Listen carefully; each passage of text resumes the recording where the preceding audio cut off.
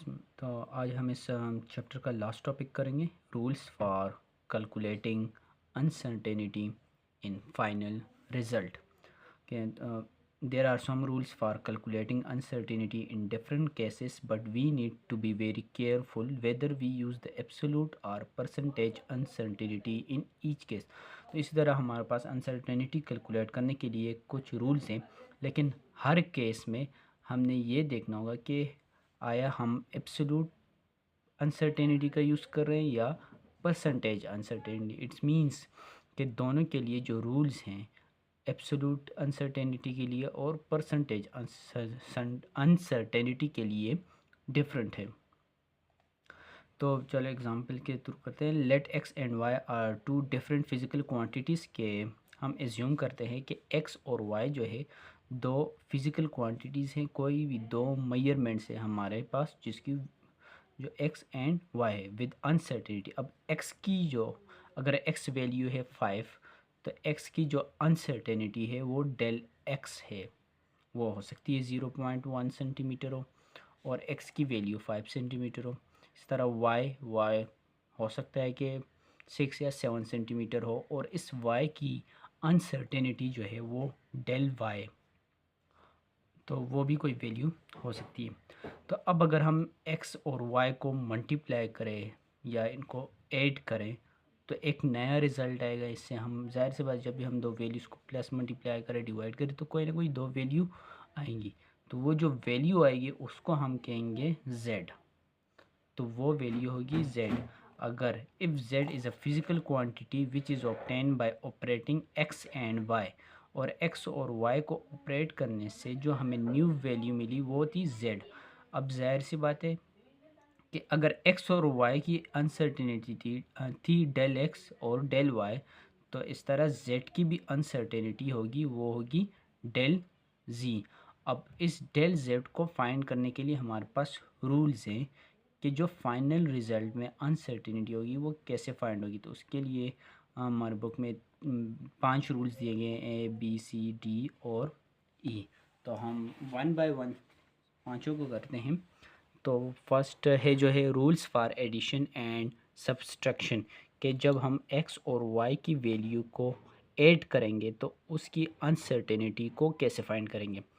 तो x और y थे, जब x और y को हम प्लस करेंगे या माइनस करेंगे तो जो नेक्स्ट वैल्यू होगी वो इक्वल होगी z के। तो अब जो डेल z की अनसर्टेनिटी होगी, मतलब x की अनसर्टेनिटी डेल x थी, y की डेल y, तो जो न्यू वैल्यू आएगी z, इन दोनों को प्लस या माइनस करने से तो उस न्यू वैल्यू की अनसर्टेनिटी जो होगी वो डेल z होगी, और उसको फाइंड करेंगे इसकी अनसर्टेनिटी, x की अनसर्टेनिटी और y को की अनसर्टेनिटी को प्लस करके। बेशक अगर हम यहाँ पे प्लस करें तो या डिवाइड तो जो है rules for addition and subtraction के हम ऐड भी कर रहे हो या सब्सट्रैक्ट कर रहे हो, तो जो इनकी अनसर्टेनिटी है वो आपस में ऐड अप हो जाएगी कि x की अनसर्टेनिटी और y की अनसर्टेनिटी। तो del x plus del y आपस में ऐड हो जाएंगी, और ये जो प्लस माइनस साइन है वो अनसर्टेनिटी में लगता है, और हम उसी वैल्यू को ऐड भी करते हैं और माइनस भी करते हैं। आपकी बुक में एग्जांपल भी दिया गया इसके लिए कि x प्लस डेल एक्स के जो x की वैल्यू है और x की अनसर्टेनिटी वो गिवन है, x की वैल्यू 24 और x की अनसर्टेनिटी 0.1। इस तरह y की वैल्यू और y की अनसर्टेनिटी। तो अब x और y को तो हम सिंपल अगर ऐड कर देंगे तो जो इनसे नेक्स्ट वैल्यू आएगी 24 और 30 से, तो वो होगी 54, और इनकी अनसर्टेनिटी को हम प्लस करेंगे। अगर इनको माइनस भी करते हैं कि x और y आपस में माइनस करें तो 24 से 30, तो z की वैल्यू आई 6, लेकिन उसकी जो अनसर्टेनिटी होगी उसके लिए ये होगा कि जो डेल x अनसर्टेनिटी और डेल y अनसर्टेनिटी है दोनों केस में इन दोनों को प्लस करेंगे तो जो डेल z की अनसर्टेनिटी आएगी वो होगी 0.2 सेंटीमीटर प्लस माइनस। अब नेक्स्ट है rules for multiplication and division. अगर ये दो x और y की जो दो क्वांटिटीज़ थे इनको अगर हम मल्टीप्लाई करें या डिवाइड करें तब इनकी अनसर्टेनिटी को हम कैसे फाइंड करेंगे। तो अगर इस दोनों के से एक में एक्स वाई को मल्टीप्लाई किए, दूसरे केस में एक्स वाई को डिवाइड किया गया। अब नेक्स्ट न्यू वैल्यू आती है z, यहाँ पे भी आ रही है z। अब इसकी अनसर्टेनिटी हम फाइंड करेंगे परसेंटेज में। तो जो x की वैल्यू है, फॉर एग्जांपल यहाँ पे x था और डेल x, तो डेल x का हम परसेंटेज अनसर्टेनिटी फाइंड करेंगे, और तो x का परसेंटेज अनसर्टेनिटी और फिर y की परसेंटेज अनसर्टेनिटी। तो दोनों की परसेंटेज अनसर्टेनिटी फाइंड करके दोनों को आपस में ऐड करेंगे, तो जो न्यू अनसर्टेनिटी होगी वो हमारे पास परसेंटेज अनसर्टेनिटी इन z होगी। इसके लिए और बेशक अगर हम डिवाइड भी करें तो इसके लिए आपके बुक में एग्जांपल भी दिए गए हैं। एग्जांपल नंबर 1.3 है कि एक value if A voltage measured across a conductor, के कंडक्टर के अलोंग वोल्टेज मेजर किया गया जो कि 7.3 0.1 वोल्टेज 7.3 है, और जो जिस मीटर से वोल्ट मीटर से मेजर किया गया था, तो उसमें जो अनसर्टेनिटी आ रही है कि एब्सोल्यूट अनसर्टेनिटी या जो उसका लीस्ट काउंट है वो 0.1 वोल्ट। और इस तरह एंड करंट की वैल्यू 2.73 और करंट अनसर्टेनिटी है 0.051 एम्पेयर। अब रेजिस्टेंस फाइंड करना है तो उसके लिए ओम लॉ का यूज़ करेंगे। ओम लॉ के अकॉर्डिंग रेजिस्टेंस इक्वल है वोल्टेज डिवाइड बाय करंट। तो अब एक वैल्यू वोल्टेज के लिए गिवन है, दूसरी करंट के लिए, तो रेजिस्टेंस में हम क्या करते हैं कि डिवाइड करते हैं। तो अगर फॉर एग्जांपल ये x था, ये डेल x है, और इस तरह ये y और डेल y, तो रेजिस्टेंस फाइंड करनी होगी। तो रेजिस्टेंस तो हमें ये पता है कि ओम लॉ के according voltage divide by current, R की वैल्यू तो आ जाएगी, लेकिन R में रेजिस्टर जो है अनसर्टेनिटी कितनी होगी, तो वो रिप्रेजेंट करेंगे हम डेल R के साथ। तो R प्लस R आ गई रेजिस्टेंस जो न्यू वैल्यू आएगी, और उसी रेजिस्टेंस में अनसर्टेनिटी। तो सिंपल रेजिस्टेंस फाइंड करने के लिए तो वोल्टेज और करंट को डिवाइड किया 7.3 2.73, तो रेजिस्टेंस आ गई 2.7 ओम आर की वैल्यू। अब चाहिए हमें क्या, डेल आर के रेजिस्टेंस। तो रूल्स के अकॉर्डिंग क्या था कि दोनों की percentage in X and percentage in Y find करना है। तो पहले हम वोल्टेज की, अगर ये एक्स है और ये वाई है, तो इसकी परसेंटेज इन वोल्टेज और परसेंटेज इन करंट फाइंड करना है। तो परसेंटेज अनसर्टेनिटी इन वोल्टेज, तो क्या करते हैं कि हम एब्सोल्यूट परसेंटेज फाइंड करने के लिए हम पहले जो है अनसर्टेनिटी इन वोल्टेज को डिवाइड करेंगे वोल्टेज जो एक्चुअल वैल्यू है, और उसको मल्टीप्लाई कर देंगे 100 के साथ। तो 0.1 जो कि अनसर्टेनिटी गिवन थी, और इस तरह जो वोल्टेज था 7.3 और इंटू 100, तो परसेंटेज अनसर्टेनिटी इक्वल आ जाएगी 1%। इसी तरह परसेंटेज अनसर्टेनिटी इन करंट में भी परसेंटेज, तो उसके लिए 0.051 को डिवाइड कर देंगे 2.73 पे और मल्टीप्लाई करेंगे 100 के साथ, तो परसेंटेज अनसर्टेनिटी करंट में भी आ जाएगा। तो करंट की परसेंटेज अनसर्टेनिटी आ गई 2%।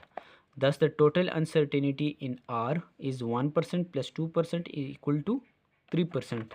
तो रूल में भी यही बताया गया था कि बेशक अगर हम एक्स वाई को मल्टीप्लाई कर दें या डिवाइड कर दें, तो एक्स की परसेंटेज अनसर्टेनिटी को प्लस कर देंगे वाई की परसेंटेज अनसर्टेनिटी के साथ। तो यहाँ भी ऐसा किया है कि एक्स की परसेंटेज अनसर्टेनिटी और वाई की, मतलब कि वोल्टेज की परसेंटेज अनसर्टेनिटी और करंट की परसेंटेज अनसर्टेनिटी को प्लस किया, टोटल अनसर्टेनिटी आ गई 3%। तो R plus minus del R, तो आर की जो रेजिस्टेंस थी वो 2.7 और जो डेल आर अनसर्टेनिटी है वो 3%।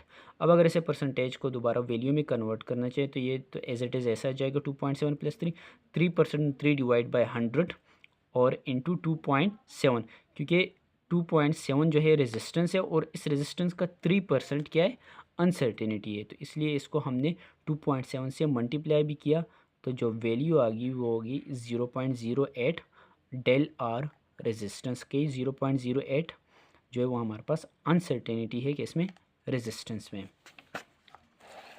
कि अब नेक्स्ट है rules for power of quantity, कि कोई क्वांटिटी अगर पावर में आ जाए तो उसके लिए क्या होगी। तो यहाँ पे अगर एक वैल्यू है x की पावर 3, इट्स मीन्स कि ये किसी वॉल्यूम की बात हो रही है। तो z x equal to x3। तो हम पहले लेंगे जो जो भी वैल्यू पावर में दी होगी उसको मल्टीप्लाई करेंगे परसेंटेज अनसर्टेनिटी इन x, कि x की परसेंटेज अनसर्टेनिटी फाइंड करेंगे और फिर उसकी पावर के साथ मल्टीप्लाई करेंगे। तो जो न्यू वैल्यू होगी उसमें जो परसेंटेज अनसर्टेनिटी प्रोड्यूस होगी वो पावर इनटू परसेंटेज अनसर्टेनिटी इन x होगा। क्या अब नेक्स्ट है अनसर्टेनिटीज़, इसके लिए भी एग्जांपल है वो नेक्स्ट। हाँ, यहाँ पे मौजूद है कि एरिया वाले, ये सिंपल ही है, बस जस्ट आपको एरिया गिवन है तो इसकी पावर हम मल्टीप्लाई कर देते हैं परसेंटेज अनसर्टेनिटी के साथ, तो वो आ जाती है 0.4। नहीं, पहले percentage uncertainty in are find करते हैं, फिर उसको 2 के साथ जो पावर थी उसके साथ मल्टीप्लाई करते हैं तो परसेंटेज अनसर्टेनिटी इन एरिया आ जाती है। कि अब नेक्स्ट टॉपिक है uncertainty in average values of many measurements, कि अगर हमारे पास एक से ज़्यादा वैल्यू मेजरमेंट्स हों, एक से ज़्यादा वैल्यूज़ आ जाए, रिज़ल्ट्स आ जाए, तो उनमें परसेंटेज उनमें अनसर्टेनिटी कैसे फाइंड करेंगे। तो उसके लिए फिर हम एवरेज फाइंड करते हैं, फिर उस एवरेज की अनसर्टेनिटी।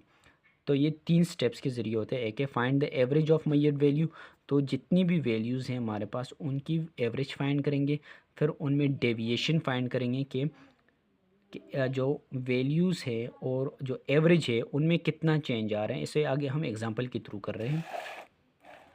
नेक्स्ट स्टेप था the mean deviation in the uncertainty in the average, और इस तरह जो है मीन डेविएशन के दोबारा हम तीनों का जो है वो एवरेज फाइंड करें। तो इसी को हम एग्जांपल के थ्रू करते हैं कि the 3 readings are record for the radius of small cylinder. एक स्मॉल सिलेंडर है जिसके लिए 3 रेडियस लिए गए हैं, तीन वैल्यूज़ फाइंड किए गए हैं R1, R2 एंड R3। तो एक से ज़्यादा वैल्यूज़ हैं, तीनों का हम एवरेज फाइंड करते हैं, तो एवरेज आता है 1.51 सेंटीमीटर। अब रूल नंबर 2 क्या था कि find the deviation of each value from the average, कि हर वैल्यू का में चेंज फाइंड करें, कि डेविएशन के हर वैल्यू और जो एवरेज वैल्यू है उसमें चेंज कितना आ रहा है, फाइंडिंग डेविएशन। तो डेल R1 का मतलब है कि जो R1 की वैल्यू है उसको माइनस करेंगे हम जो एवरेज फाइंड किए हैं, तो एवरेज माइनस R1, तो 1.51 माइनस के जो एवरेज हैं उससे माइनस करेंगे R1 की वैल्यू, फिर दोबारा एवरेज से माइनस करेंगे R2 की वैल्यू, फिर दोबारा R3 की वैल्यू, तो तीनों डेविएशंस आ जाएंगे। अब इन तीनों डेविएशंस का हम फिर से एवरेज फाइंड करेंगे, तो वो हो जाएगी 0.07 सेंटीमीटर। अब इसका मकसद क्या है कि हमें एवरेज में चाहिए अनसर्टेनिटी। तो तीनों वैल्यूज़ आ गई, तीनों का हमने पहले एवरेज फाइंड किया। अब हर वैल्यू का डेविएशन के हर वैल्यू जो है एवरेज से कितनी डिफरेंस है, कि एवरेज वैल्यू में और आर वन की वैल्यू में कितना डिफरेंस है, तो तीनों का डिफरेंस फाइंड किया और फिर इन तीनों का हमने एवरेज दोबारा से ली। अब जो एवरेज की वैल्यू आई है यही हमारे पास एक्चुअल अनसर्टेनिटी है, किसमें, इस एवरेज वैल्यू में, कि एक न्यू वैल्यू आ गई आर एवरेज, ये ऐसा हो जाएगा कि आर एवरेज ये हो गया, फिर उसके साथ plus minus del R average, तो आर की वैल्यू आर की जगह जाएगा 1.51 सेंटीमीटर, और जो अनसर्टेनिटी आ रही थी आर एवरेज में वो कितनी है 0.007 सेंटीमीटर, तो वो डेल आर की वैल्यू आ जाती है 0.007 सेंटीमीटर। क्या अब इसके बाद नेक्स्ट है uncertainty in the time experiment, के कोई ऐसे एक्सपेरिमेंट जो कि टाइम के रिलेटेड हो उसमें अनसर्टेनिटी कैसे फाइंड करेंगे। The time period of vibrating body can be found by dividing time of multiple vibrations by the number of vibration. तो टाइम पीरियड हम किसी भी बॉडी के लिए कैसे टाइम फाइंड, कि फॉर एग्जांपल अगर एक सिंपल पेंडुलम है हमारे पास और ऐसा, तो वो अपनी मेन पोजीशन से और फिर एक्सट्रीम पोजीशन तक ऐसे वाइब्रेट करता है। तो अगर वो 10 वाइब्रेशंस कंप्लीट करता है कि यहाँ पे जाता है और फिर वापस यहाँ आता है, मतलब यहाँ से इधर, और तो अगर फॉर एग्ज़ाम्पल ये 10 वाइब्रेशंस कंप्लीट करता है, ये बॉल यहाँ से हम ये एक्सट्रीम पोजीशन पे लेके आते हैं और फिर छोड़ते हैं, वापस यहाँ पे आता है, फिर वापस, तो एक साइकिल कंप्लीट। इस तरह 10 साइकिल कंप्लीट करें और हम टाइम नोट करें कितने टाइम में ये 10 साइकिल कंप्लीट करते हैं। तो इसी तरीके से फिर टाइम ऑफ मल्टीपल वाइब्रेशंस के, वो अगर 10 वाइब्रेशन किए और 10 वाइब्रेशंस मतलब 10 साइकिल कंप्लीट करने पे इसने 20 सेकंड्स लगाए, तो 20 डिवाइड बाय 10 हो जाएगा। तो यहाँ से ये हो जाएगा 20 डिवाइड बाय 10, तो इसके जो टाइम पीरियड होगा वो हो जाएगा 2 सेकंड। तो फर्स्ट हमने टाइम पीरियड फाइंड किया। अब इसी टाइम पीरियड में अनसर्टेनिटी कितनी होगी, तो वो हो जाएगा जो स्टॉप वॉच हम यूज़ कर रहे हैं उसकी लीस्ट काउंट और divide by number of vibration के कितने वाइब्रेशंस हमने जो उसने कितने वाइब्रेशंस की, तो वो 10 वाइब्रेशंस हुए, तो least count divide bye 10। Okay, अब इसी को एग्जांपल भी दिया गया कि for example the time record for 20 vibrations of pendulum is 35.2 second, के अगर 20 वाइब्रेशंस करता है और उसके लिए जो टाइम वो यूज़ करते हैं 35.2 सेकंड, और let the least count of stop watch is 0.1 second, और लीस्ट काउंट है वो 0.1 सेकंड। तो so the uncertainty in measured time is, तो अनसर्टेनिटी कितनी होगी, तो टाइम पीरियड अगर ये रहा 35.2, ओके, तो अनसर्टेनिटी जो है एब्सोल्यूट अनसर्टेनिटी वो इक्वल होती है लीस्ट काउंट के, तो least count is 0.1 second. Then the time period of the pendulum is obtain. तो टाइम पीरियड हम कैसे फाइंड करते हैं, time of multiple vibration divide by number of vibration. तो 35 डिवाइड बाय कितने वाइब्रेशन दी है 20, तो 20, तो टाइम पीरियड आ गया 1.67। अब इसी टाइम पीरियड में अनसर्टेनिटी कितनी होगी, तो वो least count divide by number of vibration, तो least count is 0.1, number of vibration है 20, तो अनसर्टेनिटी आ गई 0.05 सेकंड। तो टाइम पीरियड 1.76, अनसर्टेनिटी 0.005 सेकंड। तो इसी के साथ ये चैप्टर कंप्लीट होता है और नेक्स्ट चैप्टर फिर हम स्टार्ट करेंगे वेक्टर्स का इंशाल्लाह।